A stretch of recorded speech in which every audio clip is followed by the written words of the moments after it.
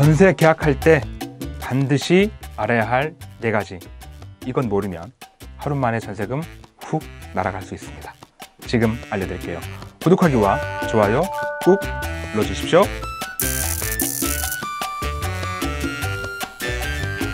네, 안녕하세요. 박찬웅의 부동산 쇼! 부자남 박찬웅입니다. 오늘은 전세 계약할 때 반드시 기억해야 할 4가지 사항입니다. 전세는 하루 사이에 전세금을 훅 날릴 수도 있기 때문에 이 4가지 사항 잘 기억하셔서 하나씩 체크해 가신다면 보다 안전한 전세 계약이 될 수 있습니다. 이 큰 틀 4가지, 첫째는 사람 확인하기. 내가 정말 실제 집주인과 계약을 하고 있는지. 두 번째는 물건 확인하기. 집 상태는 이상이 없는지. 그리고 집에 관련된 서류에 어떤 하자는 없는지. 세 번째는 서류 확인하기. 혹시 필요한 서류가 빠져 있는지, 오타는 없는지 확인하는 거고요. 네 번째는 특약 확인하기. 일반적인 사항이 아닌 특수한 상황들은 다 특약에 기재하게 되어 있는데 그 특약 기재가 제대로 되어 있는지 확인하기입니다. 자, 이 4가지 하나씩 처음부터 자세하게 보도록 하겠습니다. 먼저 사람 확인하기입니다. 여러분 잘 아시죠? 워낙 이제 유튜브 영상이 많이 있다 보니까 집주인 확인하는 건 그 서류는 등기, 사항, 전부 증명서, 여러분이 알고 계시는 등기부 등본입니다. 여기에 이제 등기부 등본은 표제부, 갑구, 을구 이렇게 나뉘어 있는데 여기에서 갑구의 소유권에 관한 사항이 나와 있죠. 여기에 나와 있는 집주인과 주민번호, 이거를 실제 계약하러 온 당사자, 그 사람의 신분증과 비교하시는 거고 계약서와 비교하셔서 집주인이 맞는지 확인하시는 거고요. 반드시 집주인과 직접 계약하시는 게 제일 좋습니다. 근데 부득이하게 대리인이 나오는 경우도 있죠. 좀 많이 있을 수 있고요. 이때는 반드시 그 서류를 체크하셔야 돼요. 일단 위임장에는 집주인의 인감이 찍혀 있어야 되고요. 그리고 그 인감을 증명할 수 있는 인감증명서, 그리고 이 인감증명서는 최근 3개월 이내에 거셔야 되고 집주인이 직접 발부받은 것이어야 합니다. 그리고 대리인의 신분증 플러스 집주인의 신분증이나 신분증 사본이 있어야 되고요. 위임장에 대리인의 대리권의 범위가 적혀 있습니다. 보통은 임대차에 관해서 정권을 위임한다라고 되어 있을 텐데 중요한 건 그렇다 하더라도 돈을 입금할 때는 반드시 집주인에게 직접 입금하시는 게 안전하다는 것 명심하시고요. 간혹 대리인이 저희가 요구하는 이러한 서류를 가져오는 게 아니라 가족관계 증명서 한 장만 딱 들고 오는 경우가 있어요. 사실 이때는 계약을 하지 않는 게 가장 좋습니다만 정말 그 집에서 살고 싶어요.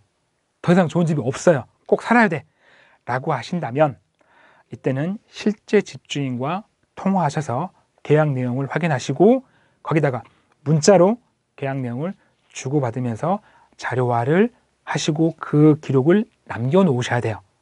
그래야 혹시나 나중에 있을 법적 공방에서 더 유리해집니다.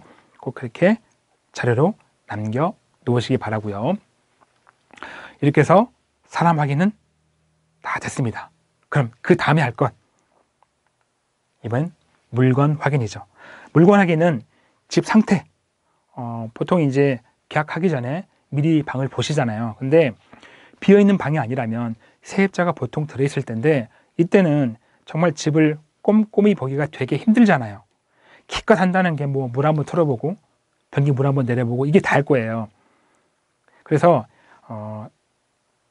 이때 계약서 쓰실 때 특이하게 이렇게 걸어 놓으세요. 나중에 잔금 때 입주할 때 이때 이제 방이 빌 거잖아요. 전 세입자 나가니까. 그럼 비어있는 방을 볼 거잖아요. 그래서 입주할 때 거주에 심각한 피해를 주는 누수나 결로나 곰팡이나 뭐 화재라든지 기타 뭐 사항들이 있다면 임차인은 계약을 해지할 수 있다.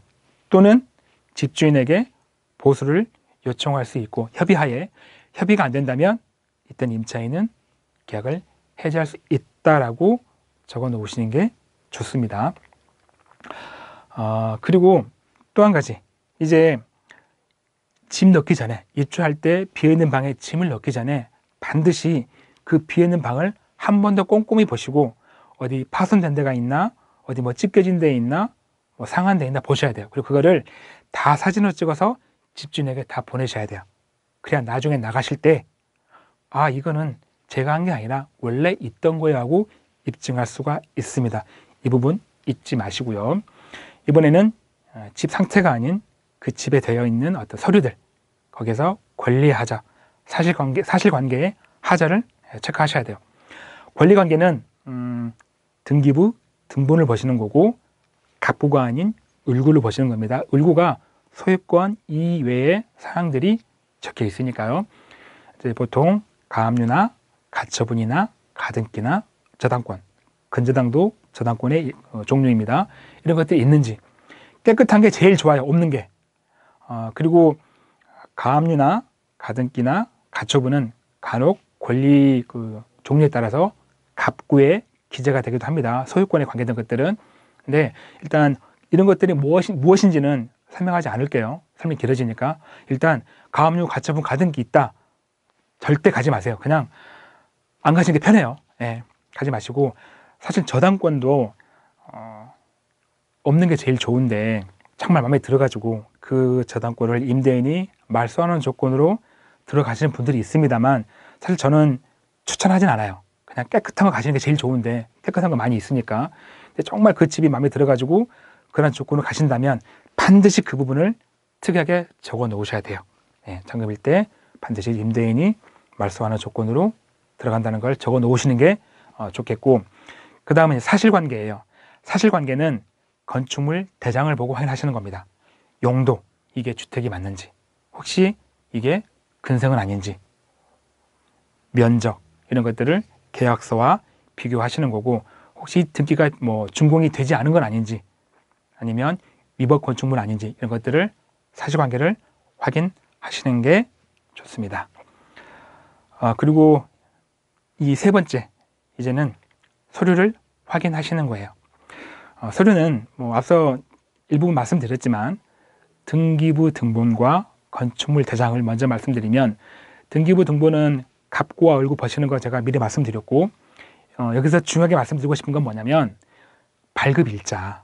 그러니까 등기부 등본을 아주 예전 걸 떼가지고 나 주인 맞아 할 수 있거든요. 그래서 계약서 쓰실 때 그 당일날 발부한 건지, 잔금일자에 정말 그 당일날 발부받은 건지 확인하셔야 되는데, 그 날짜 확인은 등기부 등본을 보시면 맨 아래쪽에서 맨 왼쪽에 한 줄로 기재가 되어 있습니다. 몇 년 몇 월 며칠 몇 시 몇 분까지 나와 있으니까 보시고, 아, 내가 지금 계약서 쓰는 날짜에, 내가 잔금 치르는 날짜에 발부받은 것인지 꼭 확인하시기 바랍니다.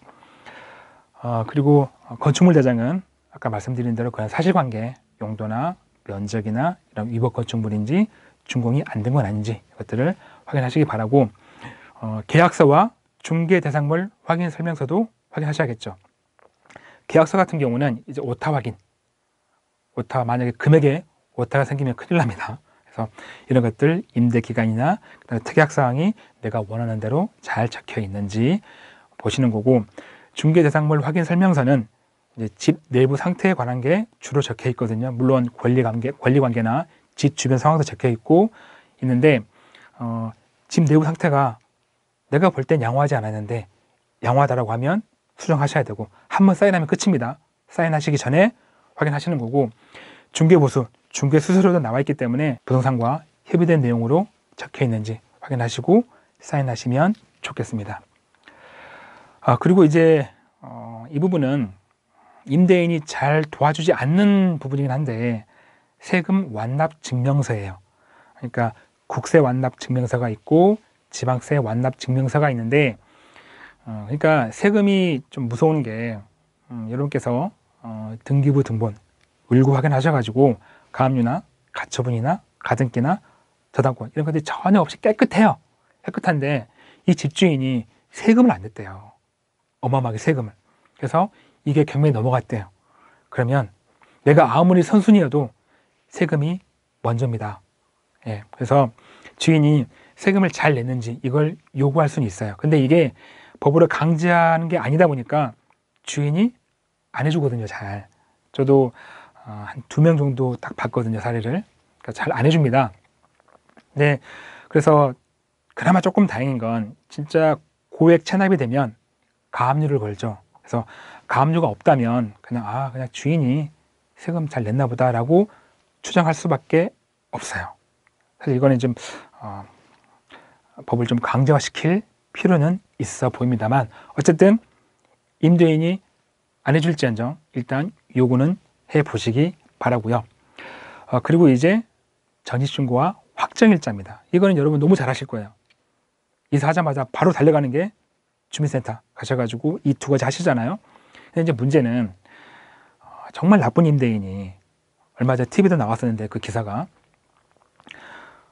잔금 치르고 나서 바로 은행에 달려가지고 대출을 받아요. 물론 세입자는 그 당일 이사하고 나서 전입신고하고 확정일자 받고 하겠죠. 근데 그 대항력, 그러니까 임차인으로서 보호받는 그 권리를 받기 위한 요건인데, 이 요건 그 효력이 그 다음날 0시부터 발생을 해요. 그런데 은행에서 대출을 받은 은행은 당일날, 그 저당권은 당일날 효력 발생합니다. 그래서 하루 차이로 내가 순위가 밀려서 돈이 훅 날아갈 수 있다고요. 이게 굉장히 위험한데, 사실 이것도 법이 좀 잘못되어 있죠. 아니 그냥 당일날 효력 발생하면 되잖아요. 근데 왜 이걸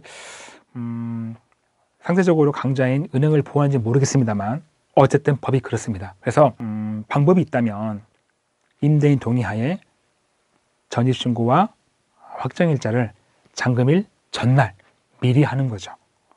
그리고 잔금일날 주택을 인도받으면 그날 효력이 발생을 합니다. 그러면 은행보다 밀릴 일이 없겠죠. 근데 이게 만약에 정말 나쁜 임대인이 그걸 동의하지 않았다라고 하면 잔금일 당일날 이사를 최대한 늦게 하시는 거예요.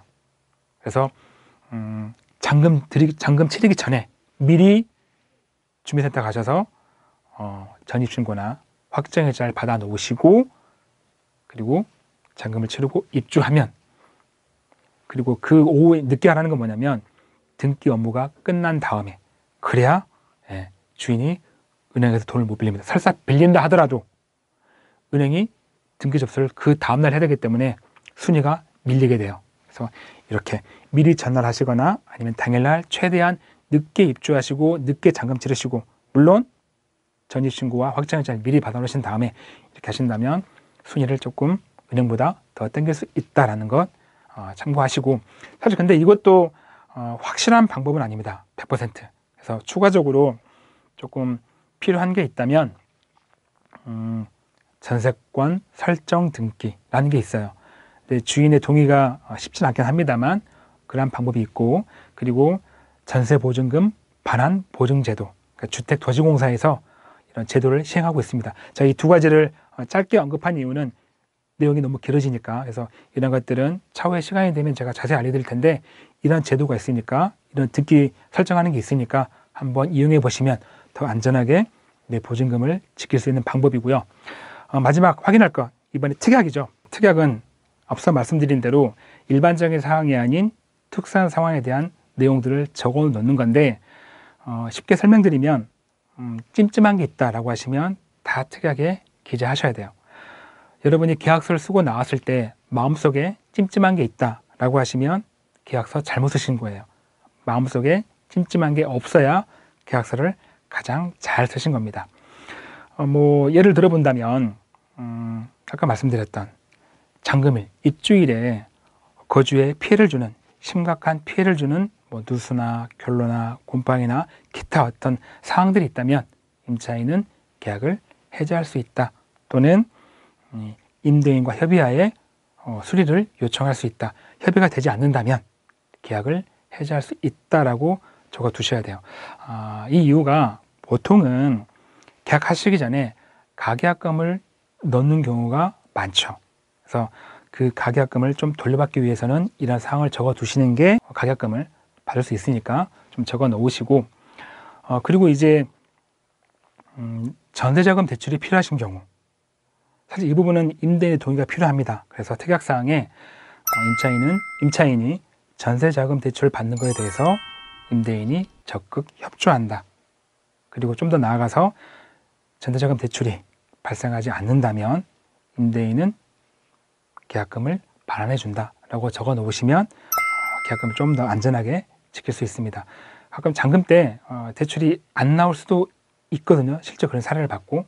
근데 물론 말로 그러면 돌려줄게 라고 할 수 있겠지만 물론 말로 하는 구두계약도 계약에 들어가긴 합니다만 입증하기 어려워요. 녹음하지 않는 이상. 그래서 말로 하는 거 필요 없으니까 무조건 문서와 특약으로 자료를 남겨놓으시는 게 좋습니다. 오늘 내용 좀 길었습니다. 사실 짧게 할 수가 없는 게 여러분의 돈을 지킬 수 있는 방법을 알려주다 보니까 길어졌는데 사실 이것도 일반적인 사례만 언급한 겁니다. 특수한 상황들은 제가 좀 뺐어요. 시간상. 그래서 일단 큰 줄기 4가지. 내가 사람을 확인해야지. 그 다음에 물건을 확인해야지.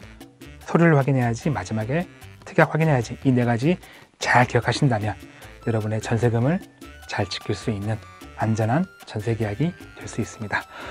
오늘 내용 여기까지고요. 내용 좋았다면 구독하기와 좋아요, 알림 설정 꼭 눌러주시고요. 저는 다음 영상에도 최선을 다하겠습니다. 고맙습니다.